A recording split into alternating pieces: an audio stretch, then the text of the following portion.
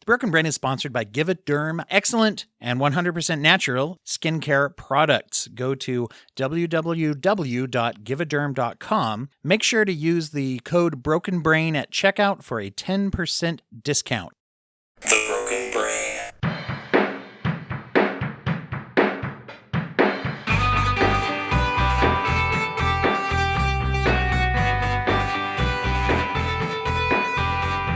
Recording in progress. And here we go. We're back with the Broken Brain today. Really want to welcome everybody back. And I want to throw out also a quick thank you to those who participated and listened and watched the live stream that we did for International Overdose Awareness Day a week or so ago. I don't remember when September started, but that happened. And I'm really grateful for people tuning in for that. I am really grateful as well to be joined by Thais Gibson today, who's a pastoral counselor here to talk to us about all things attachment theory, attachment styles, attachment. Haven't done an episode on that in a while. And at the same time, it is so vitally important to development that it's important. I don't know why it's been so long. And so, but it paved the way for us to have this conversation today. Thais, welcome to the Broken Brain.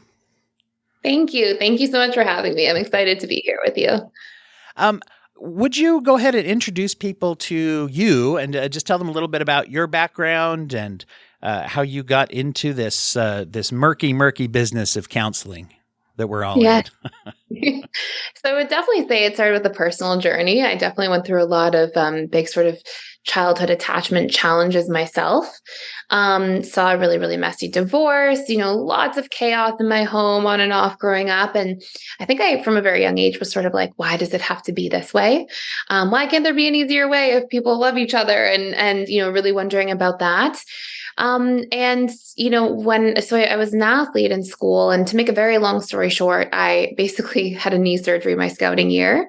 I played soccer and was going to a D1 school and got addicted to opiates after that. So summer before 10th grade, went down about a 6-year journey of almost daily opiate use and was fairly high functioning enough to go off to school.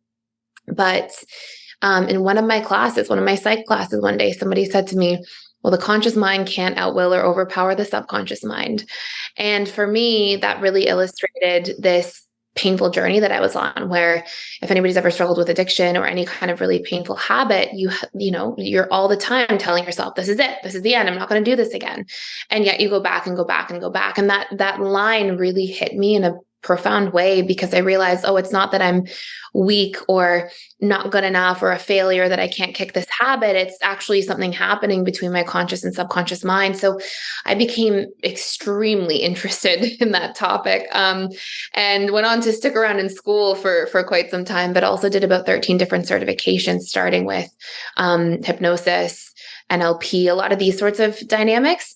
Not so that I could then use those to hypnotize people and do that kind of work so much, but because I was truly deeply interested in understanding how the subconscious mind worked. So went down that path, started giving a lot of free workshops to people because I got sober and I felt like I had to tell everybody that the ticket to change and to healing has a lot to do with your subconscious mind. So I did that, built a really busy client practice with about a 2-year wait list, and then got to the point of going, well, this isn't scalable. Like, I can't get this information out to enough people. So we packaged it into courses and built the personal development school. So that's sort of been the trajectory. And that's what you do now, right? A lot of that. Do you still do clinical practice too, by the way? I'm just curious. No, I do not. Our school has about 8,000 students in it right now. And we've got a lot of building and a lot of people coming in and out of there. So I work with people in the context of just doing webinars. So I do 4 webinars a week in there and work on the business side of things as well. But I miss seeing people one-to-one. I really do. But it just became like unmanageable with how busy things were. Well, and I guess I should amend my terminology. That's still very clinical. You're doing, I'm group level, instruction level, that kind of not just psychoeducation, but all of those elements are also still very clinical. But I know what you mean. And actually, that's a really good We are bad at that in our industry, by the way, of being like, I'm going to launch this new thing. I'm going to do this. It's this whole new full-time enterprise, but of course I'll still keep my practice open. And it's like, robbing Peter to pay Paul time and energy wise, or I did that for a while. You really nailed that. I did that for a while until it was like, oh my gosh, like this is not manageable for how busy things are. So right. yeah, learn that one the hard way. I think a lot about I think it's a Ron Swanson quote for those. I said I think, so I sound a little less nerdy. It is a quote from Parks and Rec, where just this line of dialogue where it says, don't half-ass two things, whole-ass one thing. And so anyway, but we're speaking of addiction, we are bad at that in our industry. We take on too much sometimes. As you mentioned, there's a lot of things that are very interesting as we're getting into attachment, because you mentioned trauma, you mentioned addiction, and I think also a really important part of all mental health things. And you're saying that saying that you mentioned, it reminds me so much of, I had an appointment sitting with my own prescriber who prescribes me my psychiatric health medication. And he said to me, yeah, you always try to outsmart your mental health symptoms. You need to make sure that you're treating them also. And this is not long ago that he said this to me. This is like, I work in the field, right? We're smart, and yet we still fall into traps of this. Can you say the saying one more time that you said about the conscious mind can't outwill or overpower the subconscious mind. Absolutely. The subconscious mind is so interesting. And I think attachment theory is really all about like sort of the foundational mental health. I want to say springboard, basically, where it ties in with so many presenting problems, as we call them, right? It's the foundation of the house of the mental health. There we go. That's a metaphor I just made up, and now you can amend it and change it if you don't like it. And I agree. I really agree with that. I think what happens is, you think of a child, and they say our attachment style develops originally, according to the original work of John Bowlby and Mary Ainsworth, between the ages of 0 to 2 years old. And, between the ages of 0 to 8, but especially 0 to 3, we're basically only producing mostly alpha and theta brainwaves, which are the brainwaves we actually need to be hypnotized. So we're essentially these little sponges when we're children, and we're intaking all of this information, and it's forming all of our deep subconscious perceptions. And our subconscious mind stores everything. It consolidates memories over time, but it stores them nonetheless, and it stores them with a lot of the emotion intact from the actual experiences. And so we have this experience of, growing up, and, what we learn about love and connection and relationships and what they should look like and what we should expect and what we should need and how we should rely on people. We're really intaking all this information, sponging it right up. It sort of forms this lens. Like, I like to think of our subconscious as being the lens that you see the world through. So if you, for example, saw a tremendous amount of fighting in your home, you think love is pain, love is fighting. If you saw a lot of avoidance in your home and a lot of, emotional disconnect, or emotions even being shamed, you think emotions are shameful. And these are the things that we believe, and these constructs exist deeply. And then we know, research shows very conclusively, your subconscious mind is responsible for 95 to 97% of your beliefs, your thoughts, your emotions, and your actions, and your conscious is 3 to 5%. So if we don't address a lot of those painful limiting beliefs or unmet needs or emotional regulation issues at the subconscious level, and actually work to recondition those patterns, then we can keep trying to outwill at this conscious mind perspective without actually using tools that apply to the subconscious, and it can feel very limiting in the process. That's so interesting. I had heard before some people say that a lot of the conscious decision-making that we're aware of is actually just our brain sort of justifying what our subconscious is already telling it to do. And that kind of matches what you're saying. Yeah. Yes. And so neuroscience proved that every single decision we make is emotional. Even people who think they're logical, rational thinkers are making, it was a neuroscientist, Antonio Damasio, are making very emotionally based decisions at the tipping point, and then just quick to rationalize through logic thereafter. And so that's what we're doing. And when you look at the context of where a lot of those emotions coming from, it's coming from our stored perceptions from previous events that are existing at a subconscious level. So if I believe, because let's say, I was a fearful avoidant attachment style, which, usually has a lot of trust issues growing up and things like that. So if I believe I can't trust people when I get close to them, right, which was a belief I carried for a very long time, then when somebody does get close to me, I'm not making a decision based on the objective content of the decision as much as there's a lot of subjectivity playing into it, because I have a belief system that's producing this emotional output that says, oh, but this person's, you're getting too close to them. You can't trust them. So now you have to push them away. It's coming from my subjective interpretation of the content rather than necessarily the objective content itself. Wow. I think about this a lot. One of the ways I've seen it emerge itself is that we can get so invested in this idea that I am logical. And as you put it, one of the problems with that, of course, is that we then think we are objectively correct. I think of this sometimes the example of the, let's say, stereotypical dad who is like going to yell at everybody for a lamp being left on or the thermostat being 1 degree off because I've sat down and calculated the cost of the amps that are whatever. I'm not really an electrician here, obviously, but of how that is. Or we got to go, when we go to the store, we got to buy the cereal that comes in bags instead of boxes. Oddly enough, a big conflict sometimes. And the problem with that thinking is that because it's logical, this costs less, it has to do with money, whatever. I believe I am objectively correct and everybody else is emotional in their decision making. But it's not that everyone else isn't emotional in their decision making then, is what you're saying. It's that I have to accept that I am also.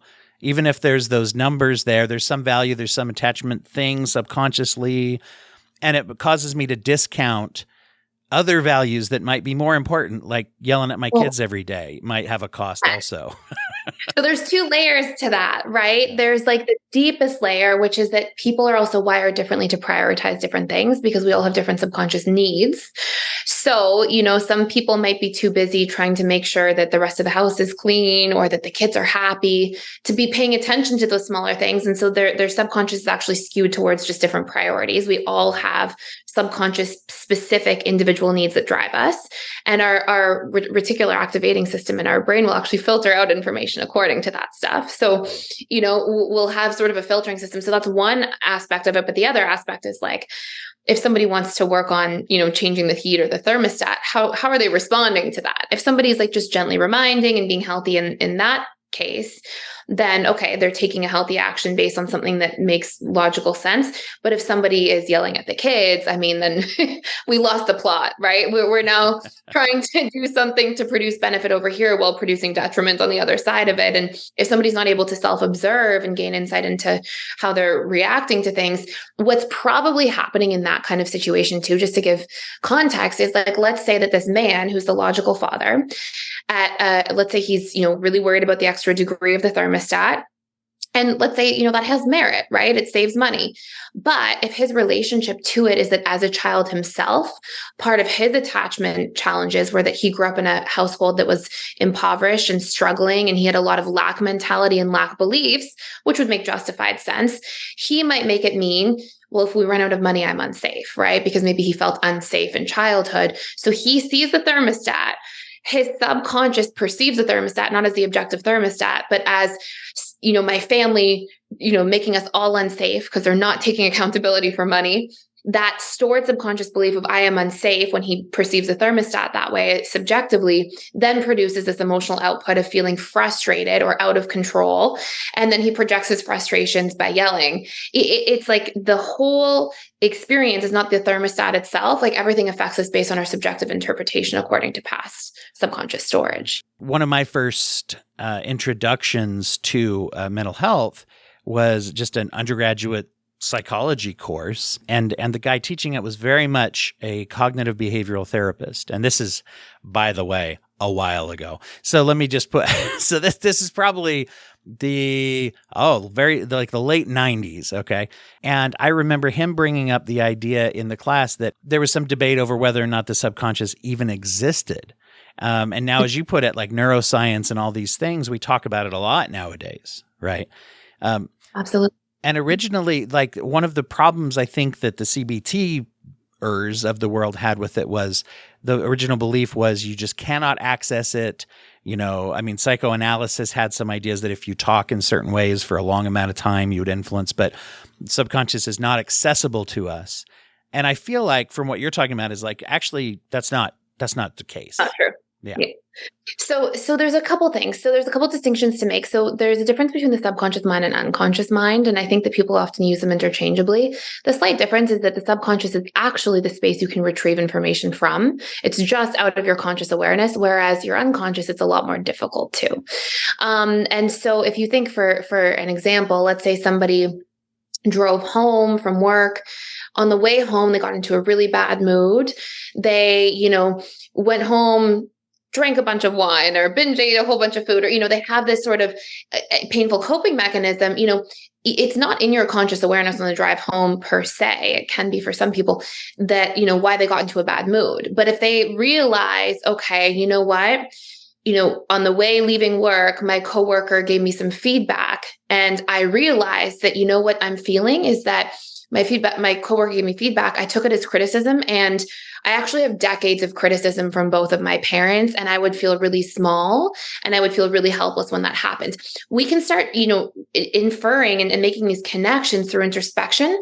And people will be able to resonate with that. They'll be able to say, you know what? No wonder criticism hurts Bob so badly, where it doesn't hurt Mary much at all, because they have different relationships and experiences. And we can retrieve that information from our subconscious mind. So even though it's out of our conscious mind's awareness, we can actually get access to that through introspective work. Yeah.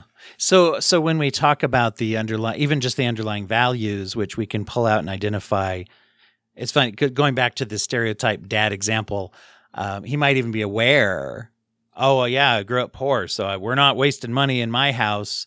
And he might even say that, but it still might be a somewhat subconscious, Absolutely. At least the drive and the objectivity that he might believe it has. Exactly. Like he may know that about himself, but in real time, it's out of his periphery, right? It's like in real time when he's yelling at his kids, what's actually happening beneath the surface is he sees the thermostat. He's not seeing the thermostat as the objective thermostat. He's seeing his objective interpretations about the meaning about that. And so he sees the thermostat as, oh, I'm out of control, or I'm unsafe, or you name it, based on the person, right? It's always individual and unique to the person. But the meaning creates this emotional response. The emotional response creates the behavioral response. And you know this from like the sort of CBT dynamics as well. But this is actually happening all on autopilot beneath. These are not conscious mind experiences. He's not looking at the thermostat going, oh, I feel frustrated and angry in real time. I will now go choose consciously to yell at my children. Like these are not conscious decisions. Especially the self dialogue is probably not, I will now irrationally disproportionately react to this with anger and in a way that is not really justified, and in the long run is more costly in my relationships, perhaps than I'm saving on money. Right. Exactly. And so those are the things that are subconscious and retrievable. Unconscious mind is much trickier, and a lot of arguments are that you can access that under a state of hypnosis, things of that nature. These very deep, old kind of memories that may be in there, especially at particularly young ages. Your unconscious mind rules some other dynamics as well, but it's the subconscious out of the periphery, the lack of self-observation of all the things that are happening in real time that is where the juice of everything is. Because if we can tackle that stuff and recondition those ideas about ourselves being unsafe or out of control, and we can recondition our behaviors in the way that we deal with things, instead of yelling at the children, I practice conflict communication, or I share more vulnerably about what this means to me. Like this is how we restructure a lot of these different things. So all these years then, and I'm not going to blame Dr. Selgus for this, whoever he is out there, my former teacher. But all these years I've been sort of operating under this kind of thought process that's incorrect. I'm learning something right now about the subconscious and all the things I was throwing under the umbrella of that definition, that you've just defined it in a much more useful way, I think. That's very cool. Thank you. How I wanted to introduce a little bit of the idea of attachment and what attachment theory is and what kind of attachment styles. I assume everybody out there are big fans of what is it called? A Child Goes to Hospital, right? John Bowlby's documentary about attachment. Just kidding. Nobody remembers that probably, but some of the attachment theorists in the early days kind of built off of, like so many did, the psychoanalysis and some of those first theories, and they took it deeper to say what's actually happening instead of some of that armchair research. Absolutely. So a little bit about that stuff. So, obviously, if anybody's not familiar, attachment theory is the original work of John Bowlby and Mary Ainsworth, as I was mentioning earlier, and they did a lot of really remarkable work in terms of being able to determine attachment styles. And they had something called the strange situation experiment, where they would leave children in this room and have the parent leave, and they would see the child's response both to the parent leaving, but also to the parent when the parent returned. And based on that, they could categorize different attachment styles. And, there's so much powerful work about that. And we'll go through the 4 different attachment styles. But one thing that I personally saw that was kind of missing was the idea of, okay, we have an attachment style. We're not born with one. It gets conditioned into us through our experiences. Can we change it? Can we recondition our attachment style based on the inner workings and understanding of how the subconscious mind operates? And so there's 4 attachment styles. The first attachment style is secure. It's the only secure attachment style.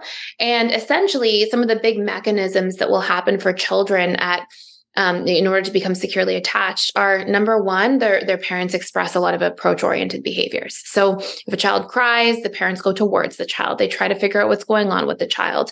They're present is another big thing, right? So the child feels like there's a sense of attunement there.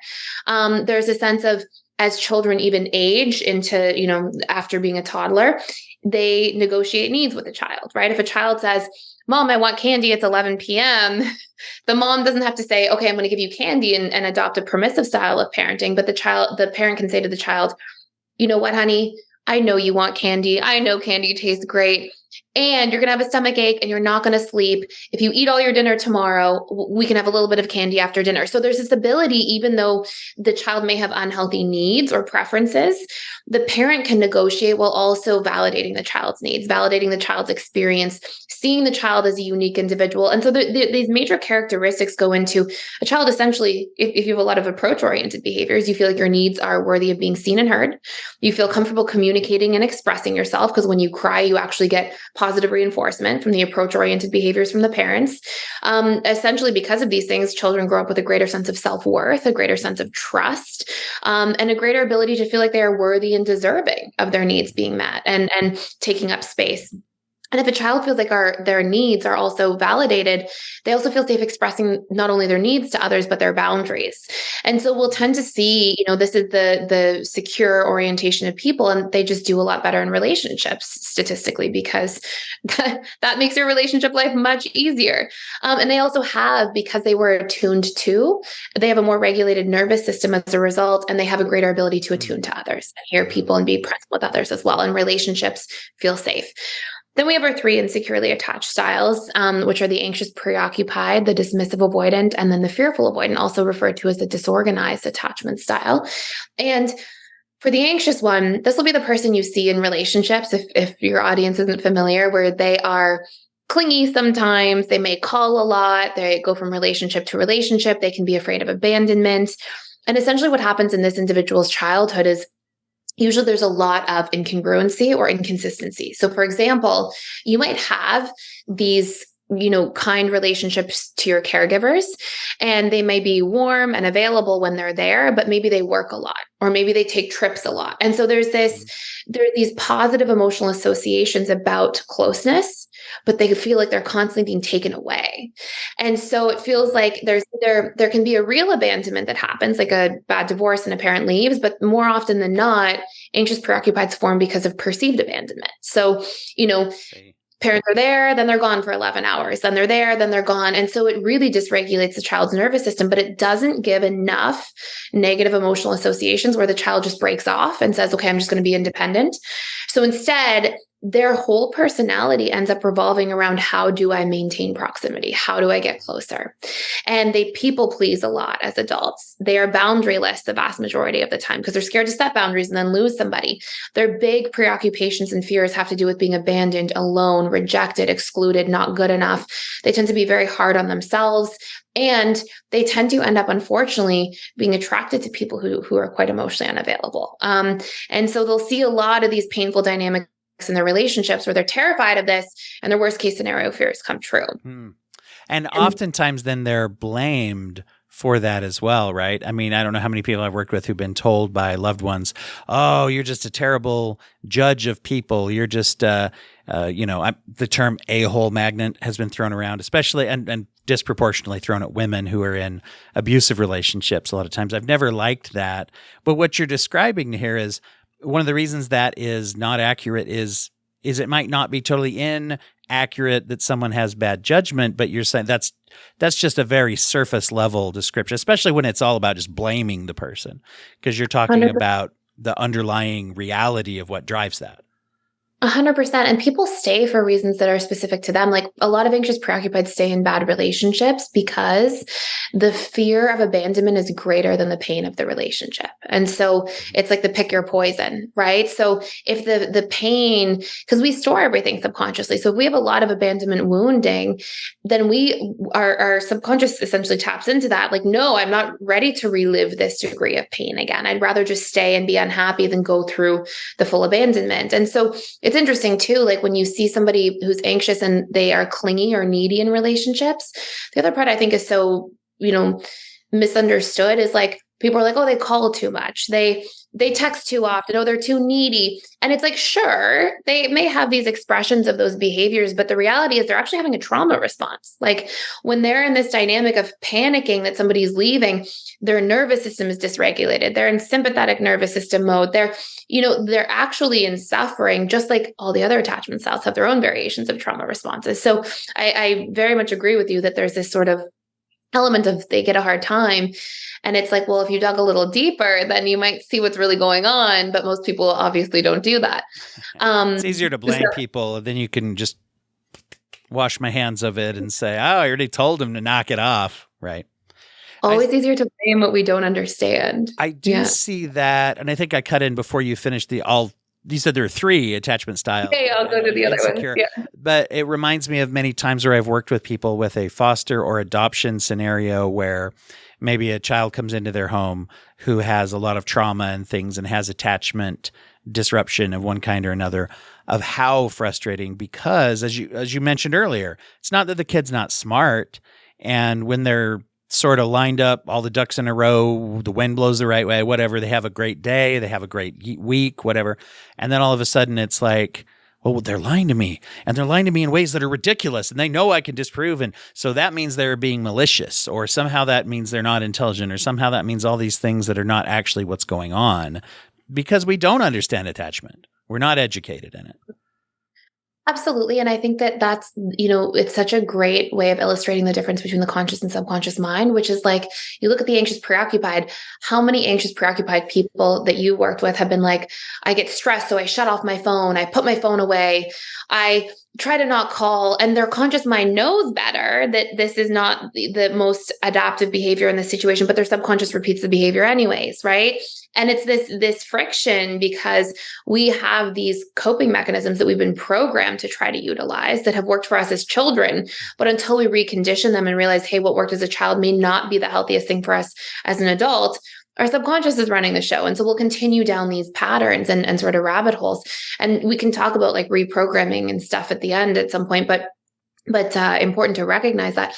And so to your point as well, so the next attachment style is the fearful avoidant. So we've got the secure and then 3 insecure. So fearful avoidant or disorganized attachment style. And a great example of where somebody might become a fearful avoidant or FA is through foster care. One of many examples, the disorganized attachment style or fearful avoidant, essentially what happens to them growing up is they have a lot of chaos and a lot of big trust impact through that chaos. So, a really typical and clear example would be that, let's say the parent or the child's primary caregiver is the mom, and let's say the mother is an alcoholic.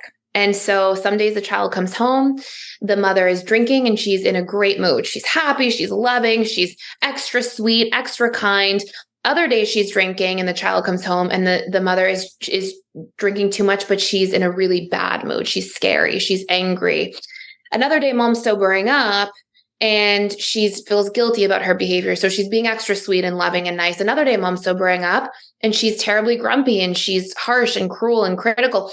And so what happens is there's no ability for this child to form an organized attachment strategy because there's no order in what's happening. Everything is chaos. And so what happens as a result of this is, and this can be bad divorces, lots of fighting in the home that's really chaotic. This can be foster care and being exposed to a lot of trauma through different challenging situations like that. I mean, there's many variations of how this can take place, but the fearful, avoidant, or disorganized is characterized by having no healthy attachment strategy. So what they actually do is they become hypervigilant and they become excellent at reading between the lines and guessing what's going to happen next, because that was how they learned to sort of adapt to such a chaotic environment. And they become very sensitive to micro expressions and body language and tone of voice, but they also accumulate a lot of wounds, right? So they'll have a lot of betrayal trauma, still a lot of abandonment trauma, a lot of fear of being trapped or helpless or powerless, a lot of fear of relying on people who are unsafe, a lot of different dynamics around that. And they will be the person as an adult who's very hot and cold. So one day they're fearing abandonment. They really want the love and the connection. But then another day, the fearful avoidance, like, wait, you're too close, step back. And I sort of think of the fearful avoidance as being like, come here, get close to me. And then you get close and like, go away, stay back. And they can be very confusing Approach partners. Avoidance, sometimes talked about a lot with like borderline personality disorder and some other diagnoses that touch on this. That's very interesting. Would this be the type of person who would, that while they may remain people pleasing, they also might kind of shun the idea of actually relying on anyone? So like I'm over being not the healthy kind of independence necessarily. It's like I'm over here pushing everybody away, and they're like, oh, what, I want to help, and you're like, no, but I'll people please and pretend that everything's okay. Okay. Exactly. And that's not the same as our dismissive avoidant, who's like the far end of the continuum, who we could even call counter dependent, like literally will not rely on anybody at all. But the fearful avoidant is kind of that middle ground, because they have the anxious side and the avoidant side, and they will often swing back and forth. That's sort of the drop of a hat. So you'll see a lot of that. And then in the dismissive avoidant, we've got the really strong character of that. The dismissive avoidant tends to be the one who essentially grew up with a lot of childhood neglect, also sometimes enmeshment. And the child is basically modeled to not rely on other people because they can't rely on their caregivers. And it's really characterized by a lack of attunement, and things like emotional shaming, like somebody expresses emotion, they can't. Children should be seen and not heard, or that's not something that takes place in the home. And we can have these very overt examples of childhood emotional neglect, like food's not on the table, parents never home, not capable of taking care of children. But the vast majority of the time, it's the sort of more covert emotional neglect where, yeah. And you'll see it's like these dynamics of like food's on the table, structure at home, everything's good. A lot of dismissive avoidant children will as adults, refer to their childhood as like idyllic, like perfect, because there's not drama and chaos. But unfortunately, there's this fly under the radar, super covert neglect where there's no emotional literacy. There's no talking about feelings. It's just absent. And because of that, a child who's actually wired for that and wired for attunement often has a deep feeling of rejection around that part of themselves not being honored. And as adults, they don't want to get close to people because they assume hurt. And so they will be the people in relationships who, when people get close to them, they suddenly get cold feet out of the blue. They suddenly want to push people away. They're afraid of commitment. They don't want to settle down because as a child, when you couldn't get something you desperately needed from a caregiver who you were constantly around, you build all these negative emotional associations to closeness because it just felt painful. And so those subconscious associations come up as an adult and try to get them to keep distance, essentially. Would that also be the type of pattern that might lead someone to self-sabotage, proactively sabotage? I don't trust you, so I'm going to do something untrustworthy, or you're going to reject me eventually, so I'll do something that I know would make you reject me, and then test it out that way. Or does that play into this style, or is that something else? Yes. And you could argue that both avoidant, so fearful avoidant and dismissive avoidant do that. But I don't believe that there's like self-sabotage the way we think of it. Like, I don't actually believe there's really such a thing as self-sabotage. I believe that what our experience of self-sabotage is our conscious mind intending one thing, like, hey, show up and be in the relationship perhaps. And the subconscious being like, no, protect. And so what self-sabotage really is our subconscious having a different set of motives than our conscious mind's intentions. And that's what we experience as sabotage. So so to break it down that way, I agree for sure with what you're saying. But if you kind of look at it deeper, what's usually actually happening is, let's say a dismissive avoidance, like, oh, I'm going to be in a relationship. I'm ready to settle down. That's what I want to do. Then they get into a relationship, they get closer and closer, they are afraid of vulnerability. And so their sabotage is to push you away so I can protect myself. And that's not conscious and intentional. Like, and it's not them saying, it's been 6 months. I now think I'm going to push the person away and shut them out. It's time for me to sink the boat. Exactly. That's fascinating too, because as you're saying that, it hit me that even the term, right? What you're describing is emotional parts at war that are all valid and legitimate. And I wonder if the term self-sabotage undermines that a little, because it automatically shames something inherent to a symptom of an attachment disruption. Yes, right? that's how I would think of it. Yeah, exactly. Yeah. Once again, I'm learning a lot today of the ways to look at this, and even just the phrasing, as we know in therapy, right? Terminology, vocabulary, very important. And also definitions of those things, very important. So this is, it really highlights it. I love that you talk about the perceived trauma or the perception, because I think we can get easily judgy about, well, you don't have anything to be sad about. You weren't traumatized. Or we think this only applies to people who were horribly abused, and their abuse would show up in the news. It's so bad, or whatever, just like horrible. And you're describing like there's a lot of subjectivity to it then, as far as you can't predict what would traumatize one more than another. 100%. And also, like, if we look at the way the subconscious is programmed, so I think it's really useful for people to kind of look at this construct, which is our subconscious mind gets programmed through repetition plus emotion, right? It's what essentially fires and wires neural circuitry to a degree, in a very simplified way of saying it. But if you look at repetition, we can have one experience where emotion will trump, right? So like, let's say, for example, I'm driving down the street, knock on wood, God forbid, but let's say I'm driving down the street, I get hit by, a car, I'm in an accident, and I can wake up that next day, try to go back in my car, and immediately I have this feeling of I am unsafe, right? I am unsafe driving a car from one event. And that's because emotion can imprint the subconscious mind immediately if it's strong enough. However, repetition plus emotion also imprint very strongly, especially across time. So somebody could arguably instead be a bad driver, drive all the time, every day that they drive to work, they almost get in an accident. They are repetitively exposed to this emotional experience of feeling unsafe, even though it's not an accident, nothing actually happens. It's still firing and wiring this way of perceiving things and storing information. And then over time, they could feel just as unsafe as somebody, who's trying to get back in driving after a few months. And so it's repetition plus emotion. And the car is like a funny analogy, but like when you think of trauma doesn't have to be these big things. It can be these uncomfortable things that take place over and over again across time that can actually have a very similar impact on the way we subconsciously store and view things as a really painful single off event. That's so interesting when you take that in terms. So what we might think of as PTSD, or just memories and echoes of trauma, could also then it becomes actually a new re-traumatization or a new traumatic experience. Yeah. Is that, yeah. Am I picking that up correctly? Yes. And so one of the analogies you could sort of think of it as is like the difference between PTSD and CPTSD, right? Your PTSD is like a set of small or like a couple single off traumatic events, whereas CPTSD, we've got sort of the sustained trauma across time, like growing up in a household, for example, with a narcissist, and somebody has this constant re-exposure to these, maybe 4 out of 10 levels of trauma, through manipulation or gaslighting or self-doubt. Or we could have somebody who grows up in a household with a sociopath and is exposed to a tremendous amount of violence. So there's different variations of it, but essentially what matters is like people are not only carrying attachment trauma because of one-off events that are severe. People can absolutely be carrying trauma because of just uncomfortable situations they couldn't properly emotionally process and understand, and they didn't have a healthy way of resolving. And then it just happened over and over and over again, and it will get stored in a very similar way. Well, I'm curious what you think about the practices that some of the old school practices for trauma treatment. And in my head now, I'm putting this in terms of the currency of the current nature, I should say, of the trauma versus it just being in the past. A lot of times people were always told they had to do essentially exposure therapy. Write the story down, write it 1,000,000 times, expose yourself to it while calming yourself down so it just becomes...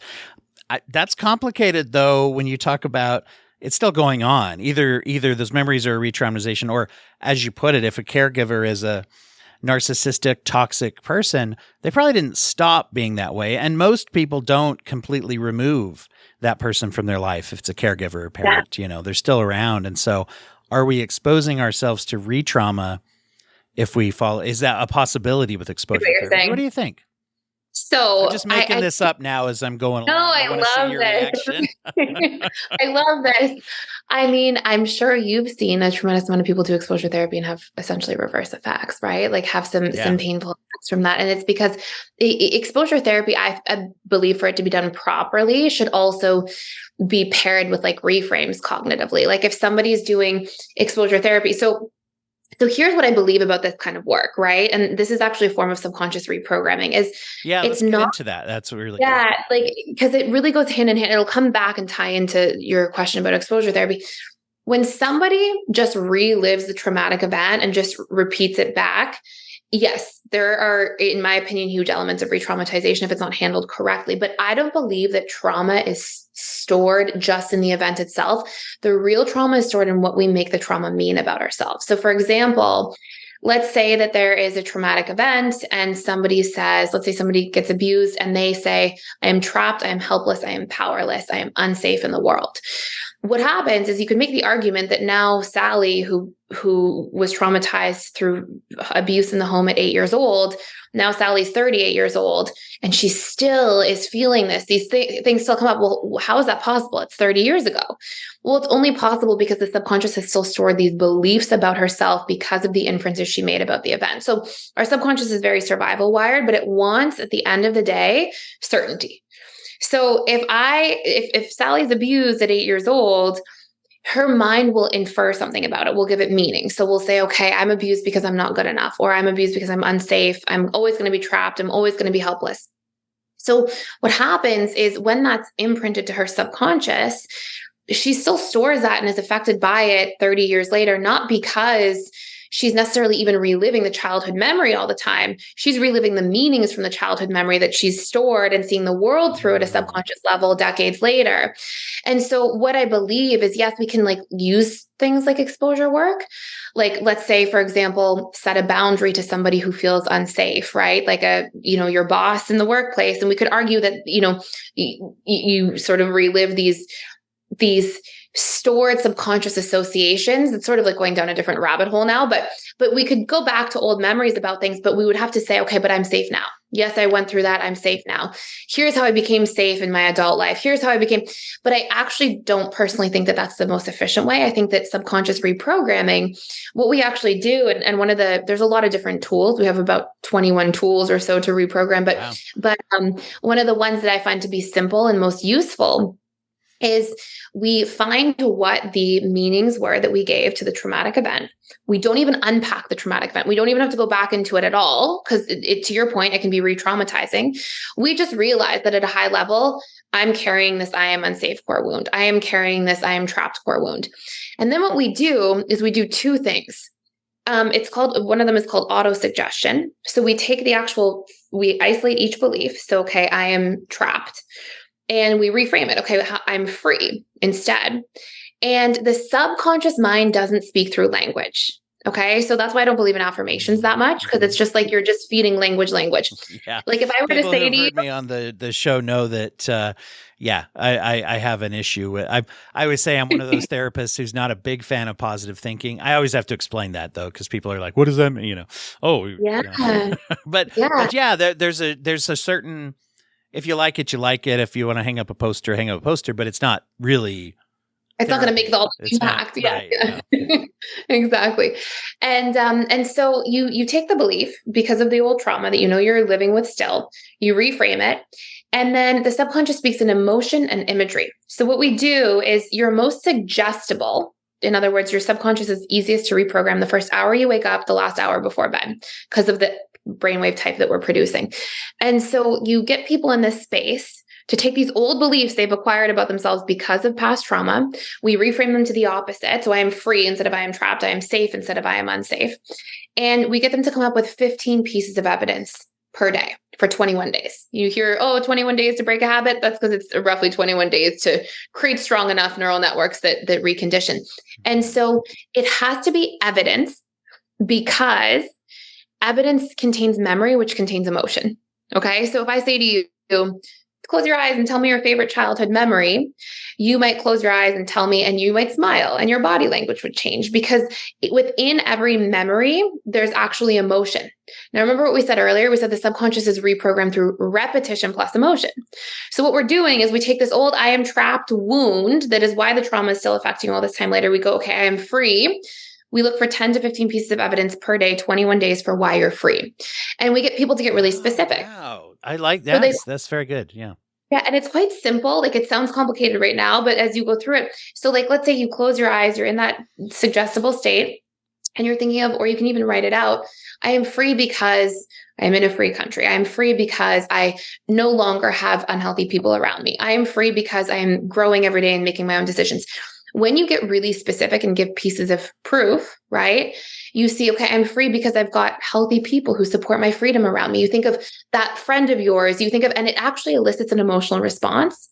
So what you're doing is you're leveraging imagery, which the subconscious speaks in, emotion, and repetition. And this is how we actually recondition. And so, when we do that, we get a lot of valuable shifting there at the subconscious level. But then we also have to account for our behaviors, and we can make sure that we do things to express more freedom on a daily basis, like set our own boundaries, communicate our needs to people, do things that give us a sense of freedom. Yeah. And if we do that behaviorally each day while doing auto-suggestion in the morning or evening, we can actually recondition these old beliefs. And I'll tell you one more thing, and I know I'm really chatty here, but I'll tell you one more thing. No, that's great. The listeners prefer that than to me chipping. and so I did a lot of this work on myself. I was a fearful avoidant attachment style, and I did a lot of this work on myself. And I remember I used to share things when I would start dating somebody in a relationship, and be a couple things. I'd date somebody for long enough. It got serious enough. I felt like I had to unpack, like tell them, oh, this happened to me when I was a child. And I, did that. And I would always, tell this story when I was dating somebody, and I would feel my heart racing and my breathing would be shallow. And I'd even get like a tiny bit sweaty. Like I would get so nervous to tell somebody these personal things. And when I did a lot of this reprogramming, not on the trauma itself, but the meaning I gave to myself about the trauma, I am safe, or unsafe, I'm helpless, I'm powerless, I'm trapped, I'm not good enough, I'm defective, these pieces of meaning that we give. And there's about 20 core ones that people give most often. But when I did a lot of reprogramming on those ideas about myself, and then I also did things to make sure that I ensured I had those things as an adult. I had my freedom, I had my safety. I did things to make myself feel that way. I remember the first time, it's actually with my husband now, where I told him some of these things. And I remember sitting down and telling him this story and feeling like it was like this distant dream. Like you're like away from it. It's not, because it's not alive in you anymore. These ideas about yourself are not a part of your personality constructs and beliefs about yourself any longer, which in my opinion is a big part of how we truly heal from these things. If we recondition these things at the subconscious level, they're not alive within us. We don't see ourselves through this lens anymore. We don't interact with ourselves through this lens anymore in the world.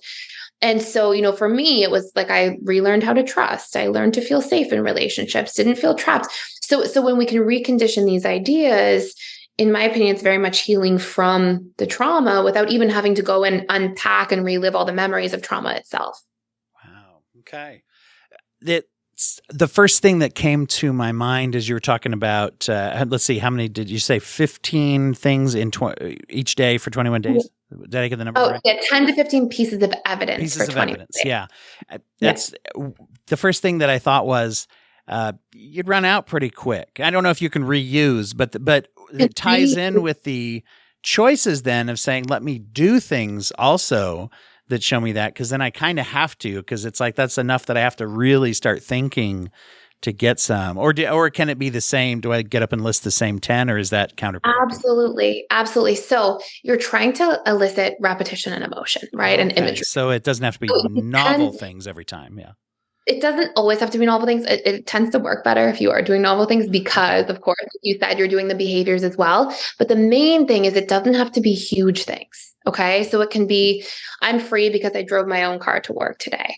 I'm free because when I got to work, I was able to use my voice and make my own choices. I'm free because I chose what I wanted to eat for dinner. And it sounds funny because it's like, okay, what you wanted to eat for dinner, but like you are refeeding your subconscious mind new ideas. You're reconditioning through repetition, emotion, new ideas over and over and over again. So we do try to get like as many as you can that are new, but if you repeat some, it's going to matter a lot more that you feel about them and that you take the time to like really feel into that and visualize it, like using that imagery piece and the emotion.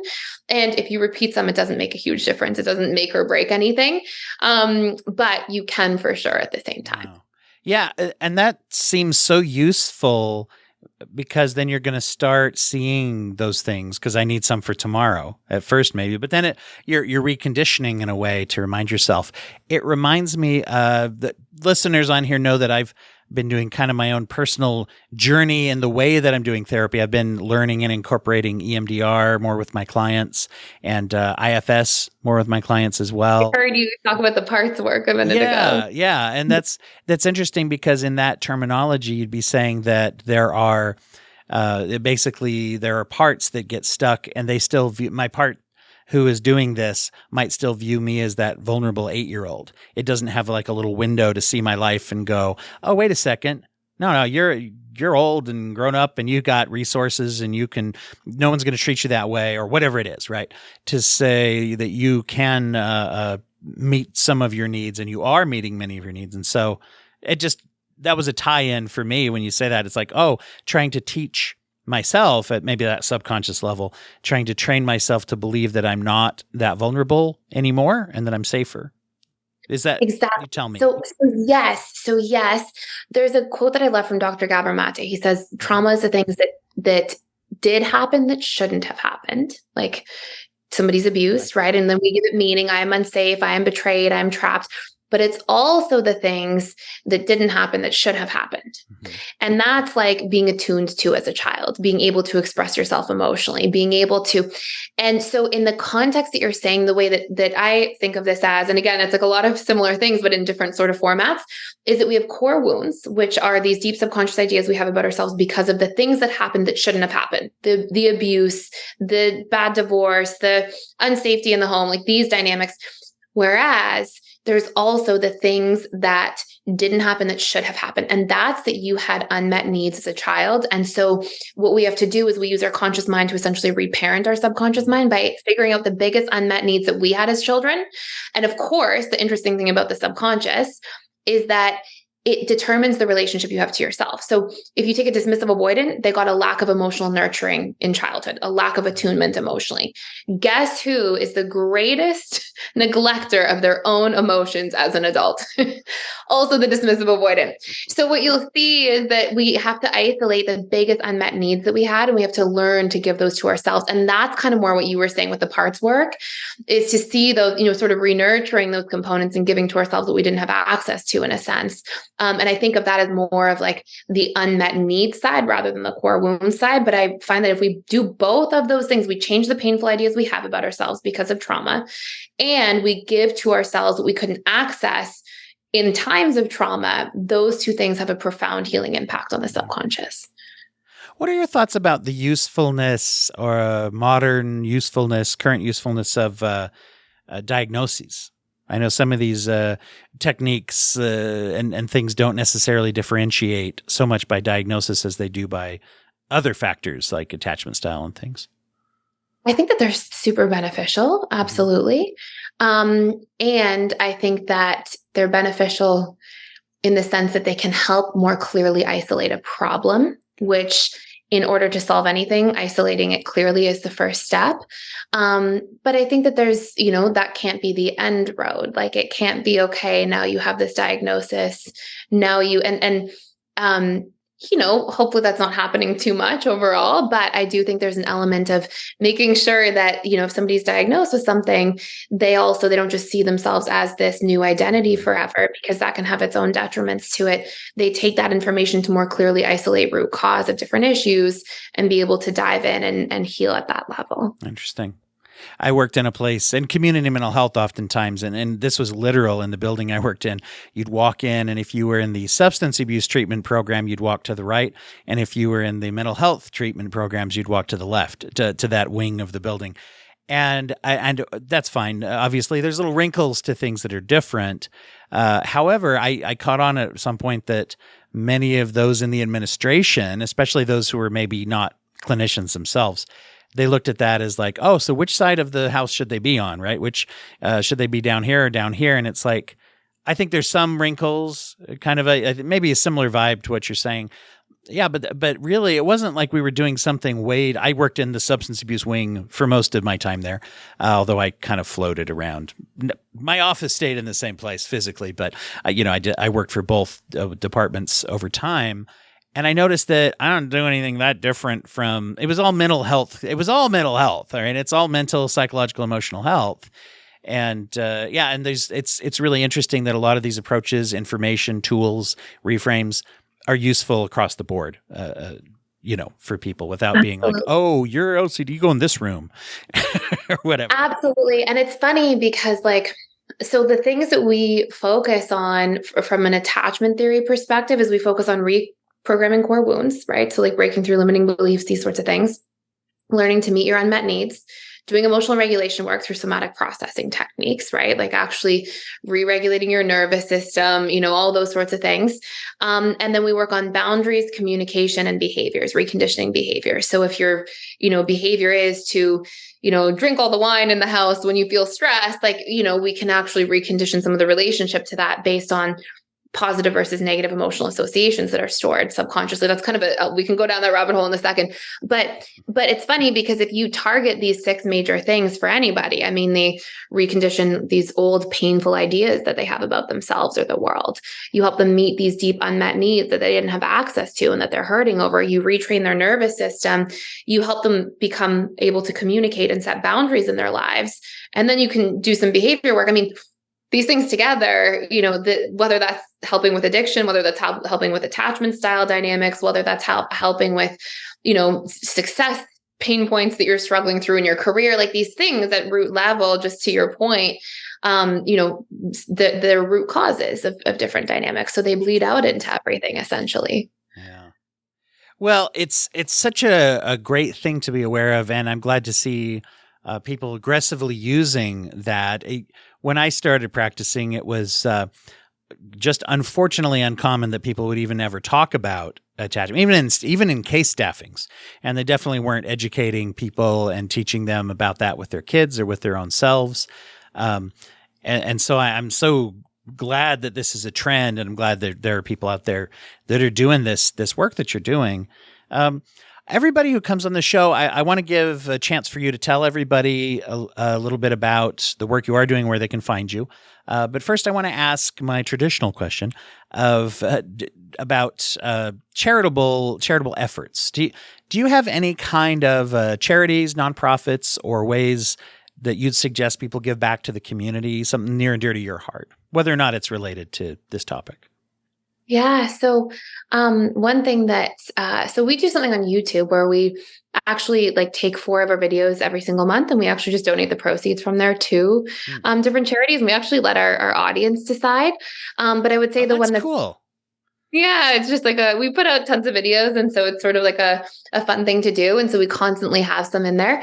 But I would say that the thing that is most beneficial for us here in Canada is the Sick Kids Foundation. And so what they do is they, and it's a great thing to donate to, is they have different children who are struggling with cancer at a young age or just other ailments. And they'll do these really nice things, take them on, really special trips if they're terminally ill, just plan family vacations for them, allow them to, be funded to just do really nice things and have these beautiful experiences if they can't afford them. So, very much worth looking into if anybody's looking for a good cause to get involved with. Maybe I can send you a link or something if you want to check that out. Awesome. As well. Yeah, I would love to. I would love to. And say the name of it one more time so everyone can Google it, and then we'll try to put the link up too when you send it to me. Yeah, it's called Sick Kids. Sick Kids. Okay. Gotcha. If they Google Sick Kids Canada, you're probably going to find it.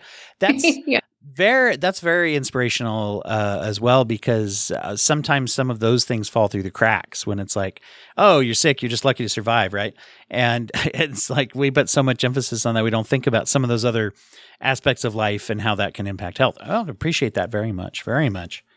Well, tell people a little bit about your program and where they can find out and benefit from that. So we are located at personaldevelopmentschool.com, and we actually have a free attachment style test you can take on there. So if anybody's interested in getting like their attachment style with an attachment report, that's all available on there.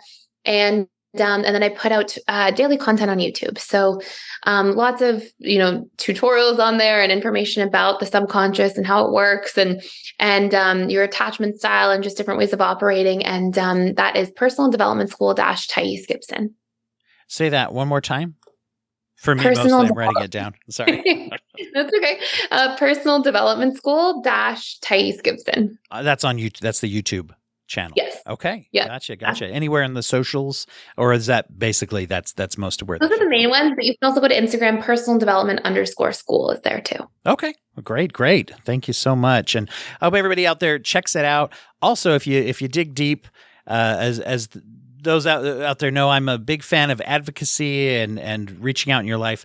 I will say this, as I say often about addiction and as I say about trauma, you might think to yourself, do I have anyone that I know that's going through any of this? And I'll tell you right now, the answer is yes.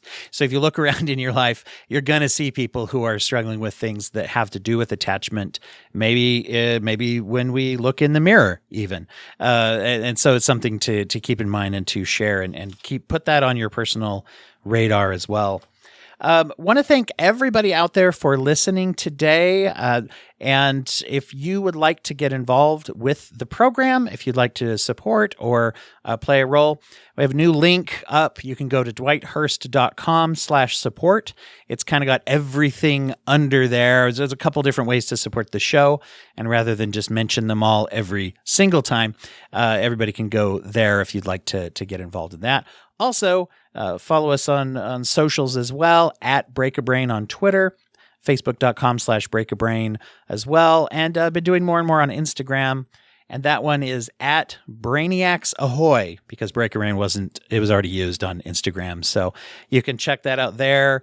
This month I've been doing a series of what we're calling the Arkham Asylum intern, where I'm diagnosing Batman villains, and it's kind of fun and silly, but also a way to showcase how we diagnose and make treatment planning too. So hopefully everybody can check that out on Brainiacs Ahoy on Instagram. So Thais, thank you so much for joining today. Really, really grateful to have you. Thank you so much for having me. It was great chatting with you.